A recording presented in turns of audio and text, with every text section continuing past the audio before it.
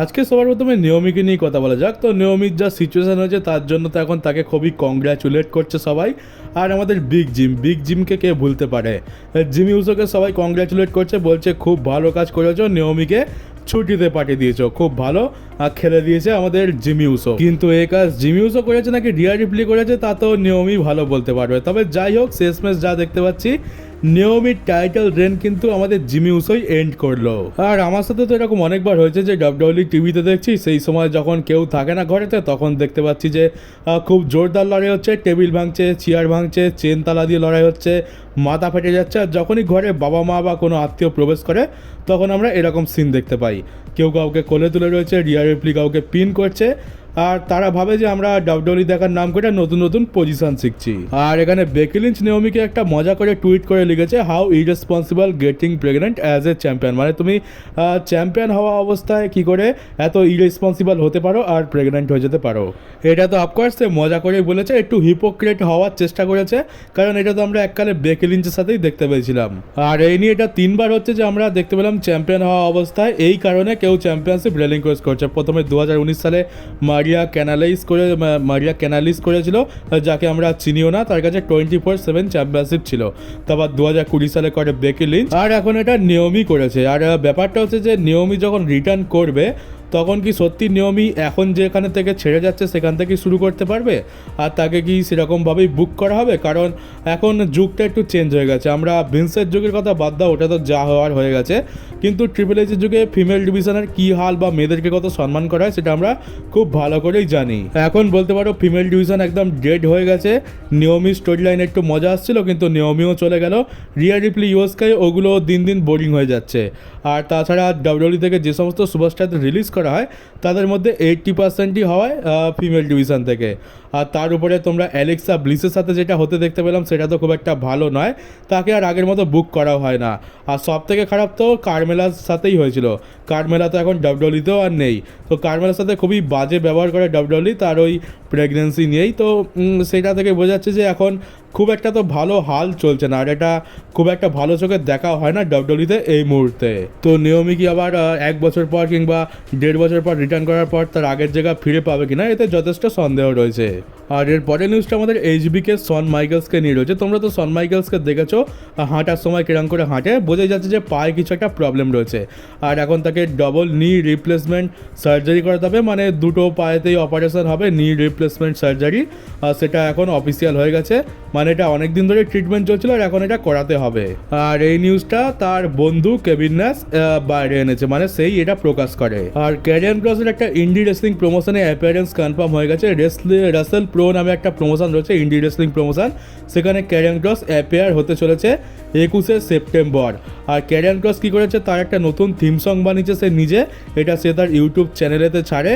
তো মনে হচ্ছে পুরোপুরি তো মনে হয় এক্সিট হয়ে গেছে ক্যারিয়ান ক্রসের, কারণ একটা অন্য রেসলিং প্রমোশনে যাচ্ছে, আবার নিজে আলাদা থিম সং বানিয়েছে নিজেই। তো ডাইরেকশন তো মনে হচ্ছে যে সত্যি হয়তো তাকে রিলিজ করে দেওয়া হয়েছে, কিন্তু বলা যায় না, নেভার সে নেভার, এরকম অনেক নাটক ডাব্লিউডব্লিউ করে থাকে, তো এখনও কিছু ক্লিয়ারভাবে বলা যাচ্ছে না।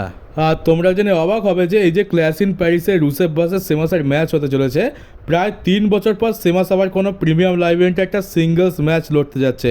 এর আগে যে ম্যাচটা লড়েছিল সেটা 2022 সালে ক্ল্যাশ অ্যাট কার্সালেই হয়েছিল। তো দেখতে গেলে মনে তো হচ্ছে এবারে সেই ক্ল্যাশ ইন প্যারিস হচ্ছে, মানে ইউরোপে হচ্ছে, সেই জন্যই সেমাসকে এই ম্যাচটা দেওয়া হয়েছে, নাহলে এই ম্যাচটাও কোনো একটা রয়্যাল এপিসোডেই দিয়ে দেওয়া হতো। সেমাস খালি ব্যাঙ্গার আফটার ব্যাঙ্গার দিচ্ছে, এত ভালো ভালো ম্যাচেস দিচ্ছে, কিন্তু তার সাথে খুব একটা ভালো কিছু হচ্ছে না। আর এই স্ট্যাটটাও তার একটা প্রমাণ।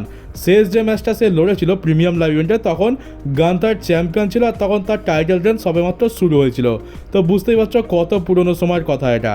আর এই রোদে ব্রনসন রিড তো রোমান রেন্সের জুতো বা নাইকির জুতো অ্যাডভার্টাইজ করতে পারেনি, কিন্তু সেই কাজটা রোমান রেন্স আজকে নিজেই করে দিয়েছে। রোমান তার ইনস্টাগ্রামেতে জুতোটা ভালো করে ঘুরিয়ে ফিরিয়ে ক্লোজ আপ সিন দিয়ে দেখায়, আর এখানে সে বলে দেয় যে are not nobody stealing this, মানে আজকের আর কেউ এটা নিতে পারেনি। আর সে এখানে নাইকিকে ট্যাগও করেছে। তো বুঝতেই পারা যাচ্ছে যে এটা শুধুমাত্র ব্র্যান্ড স্পন্সরশিপের জন্যই হচ্ছে। দেখতে গেলে জুতো গলায় নিয়ে ঘোরা এটা কোনো দিক দিয়ে স্টোরি লাইনের পার্ট বলে তো মনে হয় না। এটা একটা ডিসরেসপেক্টফুল জিনিস, আর এটা তারা এমনি তো করবে না, টাকার জন্যই করা হচ্ছে। আর আজকের রোমান রেন্স যখন নিজে থেকে এটা দেখাচ্ছে তখন তো পুরোপুরি পরিষ্কার হয়েই গেল। তো জুতো নিয়ে যারা মাতামাতি করছো তাদের অত মাতামাতি করার কিছু নেই, এর পেছনে একটা অনেক বড় বিজনেস রয়েছে। আর এরপরের নিউজটা খুব একটা ইম্পর্টেন্ট নয়, তার কোনো ভ্যালু নেই এখনকার যুগে, কিন্তু এখন অফিসিয়াল হয়ে গেছে যে এলে নাইট হচ্ছে রয়ের পার্ট, তাকে ওয়েবসাইটের ওপর রয়ের সুপারস্টার হিসাবে দেখানো হচ্ছে। আর আজকে ডাব্লিউডাব্লিউ রিং অ্যানাউন্সার লিলিয়ান গার্সিয়ার হ্যাপি বার্থডে, মানে আজকে তার জন্মদিন, আজকে তার 59তম জন্মদিন। আর তাকে তো দেখে মনেই হয় না যে তার এত বেশি বয়স হয়ে গেছে, মানে গোল্ডবার্গের থেকেও বয়স তার বেশি। তো যাই হোক, আমাদের তরফ থেকে লিলিয়ান গার্সিয়াকে হ্যাপি বার্থডে। আর এবার আমাদের জুতোর ঠেলা গাড়ির মালিক ব্রনসন রিডকে নিয়ে কথা বলা যাক। তো ব্রনসন রিড তার একটা ইন্টারভিউতে এটা শেয়ার করে যে তার যে পাটা ভেঙে গেছিলো সেটা আর কোনোদিনও 100% ঠিক হবে না। তার পাটা 75% ঠিক হয়েছে, আর 25% প্রায় প্যারালাইজ বলতে পারো, মানে ডিফেক্টিভ এটা হয়ে গেছে। এটা আমরা ব্রন স্ট্রোম্যানের ক্ষেত্রেও দেখেছিলাম, ব্রন স্ট্রোম্যানের পা 15% প্যারালাইজ ছিল, কিন্তু ব্রনসন রিডের তো তার থেকে অবস্থা বেশি খারাপ। আর আমরা দেখেছিলাম যে যখন সে ইনজার্ড হয়েছিল তার এক্সরেটা শেয়ার হয়েছিল, এক্সরেতে দেখেছিলাম যে পুরো পাটা ভেঙে দুটুকরো হয়ে গেছে। তো ওখান থেকেই বোঝা যাচ্ছিলো যে এটা একটা অনেক বড় ইনজুরি, পাটা কোনোদিনও আর আগের মতো হবে না। তাও তো ভালো কথা যে সে হাঁটতে পারছে, দৌড়াতে পারছে আর রেসলিং করতে পারছে, কিন্তু সে আর কোনোদিনও স্বাভাবিক অবস্থায় ফিরবে না। মানে তার একটা পা ওই যে ডিফেক্ট হয়ে গেল, তো ডিফেক্টিভই থেকে গেল। আর এখান থেকেই তোমরা এটা ধারণা করতে পারো যে যারা বলে যে ডাব্লিউডাব্লিউ ফেক, ডাব্লিউডাব্লিউ নকল, এটা একদমই সত্যি নয়। স্ক্রিপ্টেড সব কিছু আগে থেকে ঠিক করা থাকে ঠিকই, কিন্তু এখানে প্রচণ্ড রিস্ক থাকে, তাদেরকে সত্যি সত্যি মার খেতে হয়।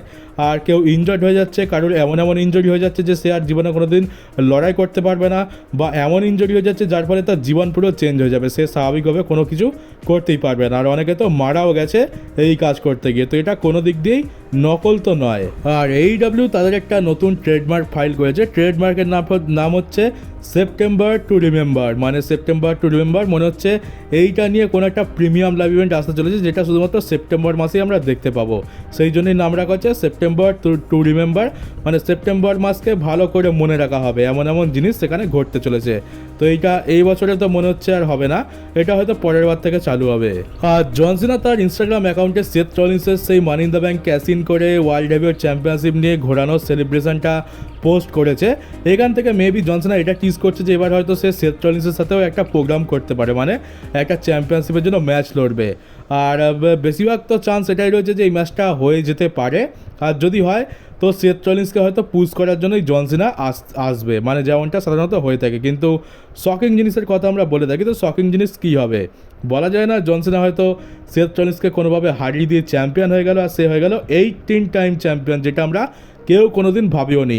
আমরা ভেবেছি 17 টাইম হবে, ব্যাস ওটাই যথেষ্ট, কিন্তু এটা হতেও পারে, কারণ জন সিনার হিল রানটা তো তার একদম পছন্দ হয়নি।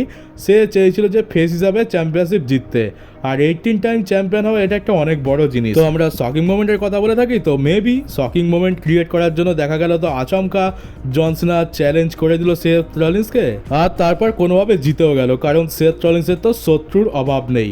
জন সিনা জিতে গেল, খুব কম সময়ের জন্য জিতবে, হয়তো দেখা গেল যে এই সপ্তাহে জিতলো, পরের সপ্তাহে রিম্যাচ হলো, আবার সেখানে হেরেও গেল, এটা হতেই পারে।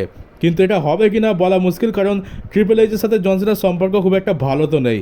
তো টাকলু জন সিনাকে এত ভালো সুযোগ তো, মানে এত ভালো জিনিস তো তার সাথে করবে না। কিন্তু যদি এটা হয় ডেফিনেটলি এটা অনেক বড় শকার হবে, মানে এটা আমরা কেউই এক্সপেক্ট করছি না। আর এটা হওয়ার চান্স মানে প্রায় বলতে পারো 100 ভাগের মধ্যে মাত্র 5 ভাগ, মানে 5% চান্স রয়েছে। আর তোমাদের নিশ্চয়ই রিকোসের গার্লফ্রেন্ড সামান্থার কথা তো নিশ্চয়ই মনেই থাকবে, সেই ওভার অ্যাক্টিং করা রিং অ্যানাউন্সার। তো সে তো ডাব্লিউডাব্লিউতে জেনারেল ম্যানেজার হতে চেয়েছিল, কোনো বড় পোস্ট চেয়েছিল, কিন্তু ডাব্লিউডাব্লিউ তাকে সেটা দেয়নি বলে ডাব্লিউডাব্লিউ ছেড়ে দেয়। আর সে বলেছিল ডাব্লিউডাব্লিউ থেকে বেরিয়ে গিয়ে সে বড় সড়ো কিছু করবে, আর এই দেখতে পাচ্ছ এই হচ্ছে তার বড় সড়ো জিনিসের নমুনা। আবার ভিডিও এখানে ছবি দিয়ে ওপরে ক্যাপশান দিয়েছে video out now, link in bio. হ্যাঁ, এরা বড় জিনিস বলতে এটাই করে, মানে এদের কাছে আর কোনো জিনিসই বাকি নেই করার জন্য। তোমরা কোরা, জেড আর ম্যান্ডিলোসকে তো দেখেই নিয়েছো, তারা বড় বড় কন্টেন্ট দেখাচ্ছে আর বড় বড় টাকাও কামাচ্ছে। এখন সামান্থাও কিছুটা সেই দিকেই যাচ্ছে। তো এই হচ্ছে এখনকার বিশ্বের স্বাধীন নারী, যারা নিজেদের পায়ে দাঁড়াতে শিখেছে, তাদের আর কারোর ওপর ভরসা করতে হয় না। তো কংগ্রাচুলেশন। আর হলিউডের একজন বড় রিপোর্টার বাটিস্টাকে গ্রেটেস্ট রেসলার বলেছে, যে রেসলার থেকে অ্যাক্টারে কনভার্ট হয়েছে। যেমন আমরা রককে দেখতে পাচ্ছি, জন সিনাকে দেখতে পাচ্ছি, ঠিক তেমনই তাকে গ্রেটেস্ট অফ অল টাইমের একদম 1 নম্বরে রাখা হয়েছে। আর 2 নম্বরে রয়েছে রক। আর তোমাদের পুরো লিস্টটা দেখিয়ে দিই, এই হচ্ছে পুরো লিস্ট। আর দেখতেই পাচ্ছ 1 নম্বরে বাটিস্টা, 2 নম্বরে রক, দ্য ডোয়েন জনসন, তারপরে জন সিনা, রাউডি পাইপার, এজ। আর পুরো লিস্ট তোমরা দেখতে পাচ্ছ। বাটিস্টাকে রকের ওপরে রাখার কারণ এটাই যে রক তো হলিউডে যাওয়ার পর একেবারের জন্য যেন ডাব্লিউডব্লিউইকে ভুলেই গেছিলো, কিন্তু বাটিস্টা বেশি সময় কাটিয়ে গেছে ডাব্লিউডব্লিউইতে রকের তুলনায়। আর সে অ্যাক্টিভও ছিল, মানে সে হলিউডেও যেত, আবার ডাব্লিউডব্লিউইতে এসে সে ফাইটও লড়তো, সেই জন্য তাকে একটু বেশি ওপরে রাখা হয়েছে। আর আমার যতদূর মনে পড়ে এটা শুধু হলিউডের রিপোর্টারই নয়, কিছুদিন আগে জন সিনাও তার ইন্টারভিউতে এই একই কথা বলেছে। সেও কিন্তু গ্রেটেস্ট রেসলার যে অ্যাক্টারে কনভার্ট হয়েছে আর তার 1 নম্বরে কিন্তু বাটিস্টাকেই রেখেছিল। আর চলো এবার ফাইনালি ক্রিস জেরিকোকে নিয়ে কথা বলা যাক। তো ক্রিস জেরিকোর ব্যাপারে আমরা অনেক কিছু শুনতে পাচ্ছি যে ক্রিস জেরিকো এবার কন্ট্রাক্ট শেষ হয়ে যাওয়ার পর ডাব্লিউডব্লিউইতে আসবে। এটা শুধুমাত্র এখন একটা রুমার। ডেভ ম্যারিজারও বলেছে যে কোনো কিছু অফিসিয়াল নয়, কোনো কিছু শিওরভাবে বলা যাচ্ছে না, এটা একটা রুমার। কিন্তু এবার আমি বলবো যে আমার পার্সোনালি কি মনে হয় কি হতে পারে এই সিচুয়েশানে। তো পজিটিভ নেগেটিভ সব কিছু নিয়েই কথা বলা যাবে। তো প্রথমে পজিটিভ দিকটা নিয়ে বলা যাক, কারণ ওটা একটা ছোট্ট পয়েন্ট, আর নেগেটিভ পয়েন্টটি আমি বেশি দেখতে পাচ্ছি। তো ছোট্ট পয়েন্ট যেটা আছে সেটা হচ্ছে যে ক্রিস জেরিকো কন্ট্রাক্ট শেষ হয়ে যাওয়ার পর ফাইনালি হয়তো ডাব্লিউডব্লিউইতে তার একটা শেষ রান দেওয়ার জন্য আসবে। আর যেমনটা সিএম পাঙ্ক এসছে, তো সেরকমই হয়তো সে আসবে, 2-3 বছর থাকবে, তারপর রিটায়ারমেন্ট নিয়ে নেবে। এটা হয়ে গেল সিম্পল একটা মেথড। এবার আসা যাক নেগেটিভ জিনিসগুলোর দিকে। তো প্রথমেই বলবো যে যেমন কোডি রোডস ডাব্লিউডব্লিউই মানে AEW শুরু করার পেছনে কোডি রোডসের একটা বড় হাত ছিল। সেই বলতে পারো যে টনি খানের সাথে AEW কোম্পানি শুরু করেছিল, সে ছিল নির্মাতা। তেমনি কোডি রোডসের সাথে কিন্তু ক্রিস জেরিকো ছিল। কোডির যতটা ভূমিকা রয়েছে ক্রিস জেরিকোরও কিন্তু ততটাই ভূমিকা রয়েছে। আমি বলবো তার থেকে বেশি ক্রিস জেরিকোর ভূমিকা রয়েছে।